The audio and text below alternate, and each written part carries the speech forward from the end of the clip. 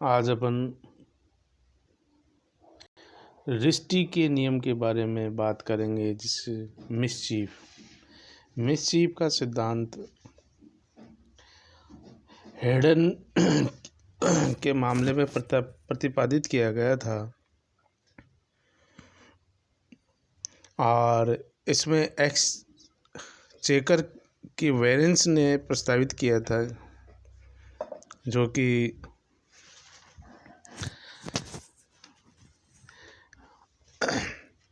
चार बातों के ऊपर पहचान करने की बात कही गई है।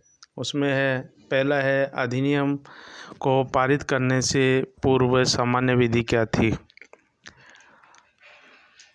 मतलब अधिनियम जब पारित हुआ था उससे पहले क्या विधि थी, ये इसमें और वो सामान्य विधि क्या थी, तो इसके बारे में देखना होता है। दूसरा है कि रिस्टी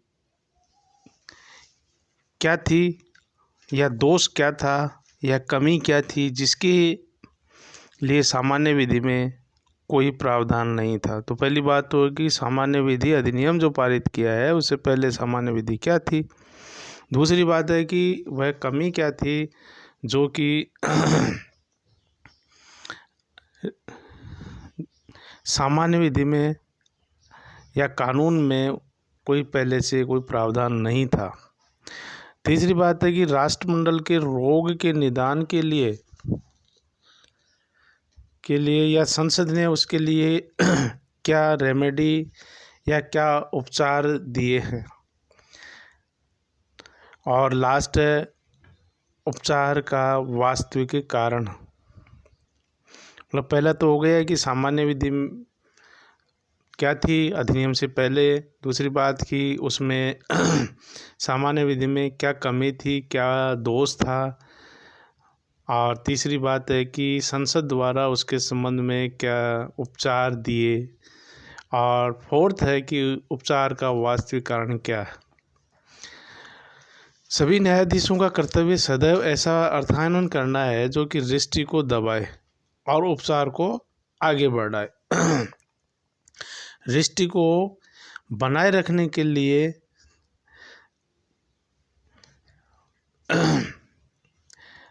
यह है कि लोकहित में अधिनियम के निर्माताओं के वास्तविक आशय के आधार पर उपाय और उपचार में शक्ति और जीवन की वृद्धि करे। एक मामला था जिसमें बंगाल इम्यूनिटी कंपनी बनाम बिहार राज्य, AIR 1955, सुप्रीम कोर्ट और पेज हैं 661। अपीलार्थी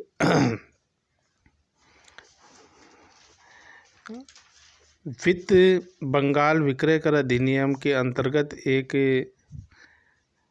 पंजीकृत था और बिहार में उसका कोई कार्यालय नहीं था और उसका कोई एजेंट वगैरह भी नहीं था वहाँ बिहार में।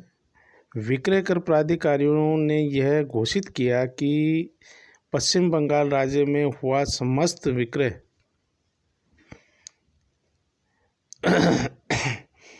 या अन्य राज्य में किया गया विक्रय जिस माल की सुपुर्दगी बिहार राज्य में होनी हो और उस माल की खपत भी बिहार राज्य में होनी होगी, संविधान के अनुच्छेद 286 के अंतर्गत बिहार विक्रय करे के अधीन होगा। ये व्यवस्था थी कि संविधान के अनुच्छेद 286 के अंतर्गत विक्रय कर के अधीन होगा, बिहार विक्रय कर के अधीन होगा। तो ये मामला सुप्रीम कोर्ट में गया और सुप्रीम कोर्ट ने ये बताया कि विधायिका का वास्तविक आशय क्या है, उस विधान को उसके इतिहास या उसकी मिसचीव्स को उस विधान को उसके इतिहास या रिस्टी जो वह समाप्त करना चाहता था एवं कानून के उपबंध के संदर्भ में निर्वाचित किया जाना चाहिए। इस प्रकार निर्वाचित करते हुए बहुमत से अभिनिर्धारित किया गया कि अनुच्छेद 286 के सब क्लॉज 2 में अंतर्राज्यीय विक्रय कर से संबंधित था को अपने आप में पूर्णतः भिन्न विषय था। अतः अनुच्छेद 286 के खंड 1A और अनुच्छेद 286 के खंड 2 एक ही विषय से संबंधित नहीं थे तथा कि एक ही विषय पर वह सामान्य विधि एवं दूसरा विषय नियम था। अतः ये महसूस किया गया कि काफ़ी सारा भ्रम राज्य की जो टेरिटरी के संबंध के सिद्धांत पर आधारित विभिन्न प्रांतों के द्वारा बहु कराधान के कारण था। अतः उच्चतम न्यायालय ने इस बात को स्पष्ट करते हुए कहा कि बहु कराधान की दृष्टि का निदान आवश्यक है ताकि संविधान निर्माताओं ने जो आर्टिकल 286 के अधीन जिस निर्विघ्न अंतर राज्य व्यापार और वाणिज्य की जो कल्पना की है वहाँ तक पहुँच सके। ऐसा ही एक मामला था जिसमें कन्हई लाल बनाम परम निधि AIR 1957 सुप्रीम कोर्ट और पेज 907 में भी यही था, जो कि प्रत्यर्थी और अपीलार्थी जो कि एक ठेका किराएदार था, उनके खिलाफ बेदखली की डिक्री का निष्पादन चाहा गया था। अपीलार्थी का कहना था कि कलकत्ता ठेका किराएदारी अधिनियम 1949 और पश्चिम बंगाल अधिनियम 1953 द्वारा संशोधित जिसको किया गया कि धारा 5 के खंड 1 के अंतर्गत निष्पादन की कार्रवाई सिविल न्यायालयों के समक्ष न होकर केवल जो कंट्रोलर है, नियंत्रक के समक्ष संसित की जा सकती है। और अपीलार्थी का कहना था कि ये एक बेनिफिशियल लेजिस्लेशन है, अतः उसका निर्वचन इस प्रकार नहीं किया जाना चाहिए जिससे कि ठेका किराएदारों के हितों को कोई नुकसान हो, क्योंकि उनका मानना था कि ये क्या बेनिफिशरी है। बेनिफिशरी किन के लिए? जो कि ठेका किराएदार थे, उनके हित में ये कानून बना था, अतः उनको किसी प्रकार का नुकसान नहीं होना चाहिए। तो सुप्रीम कोर्ट ने कहा कि रजिस्ट्री का नियम किसी कानून को निर्वाचित करते समय उस दशा में लागू किया जाना चाहिए कि जब कानून के 2 या 2 से अधिक अर्थ निकलते हों।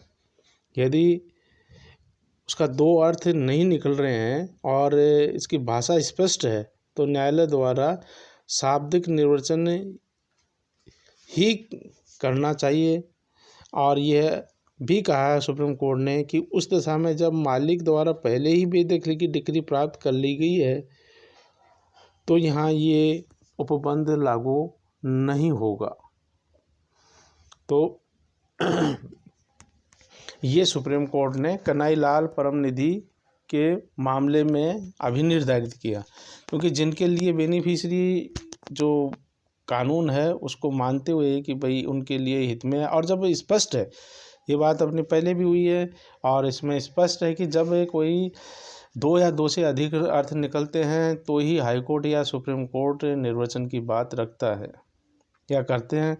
और अस्पष्टता हो तभी उस अस्पष्टता को समाप्त करने के लिए न्यायपालिका द्वारा इंटरप्रिटेशन या निर्वचन किया जाता है। यदि अस्पष्टता नहीं है, संदिग्धता नहीं है और दोहरा अर्थ नहीं है तो न्यायपालिका या ये कहें कि सुप्रीम कोर्ट, क्योंकि इंटरप्रिटेशन का जो अधिकार है वो या तो उच्चतम न्यायालय को है या फिर हाई कोर्ट्स को या उच्च न्यायालयों को है। नीचे के कोर्ट्स हैं वो इंटरप्रिटेशन या निर्वचन करना नहीं करते हैं, और हाई कोर्ट या सुप्रीम कोर्ट में कोई मामला जाता है तभी निर्वचन की बात आती है। लेकिन इसके लिए ज़रूरी है कि जब अस्पष्टता हो कोई कानून में या कानून में संदिग्धता हो और या फिर कानून में दोहरा अर्थ लग रहा हो तो उसमें इंटरप्रिटेशन या निर्वचन न्यायपालिका द्वारा किया जाता है।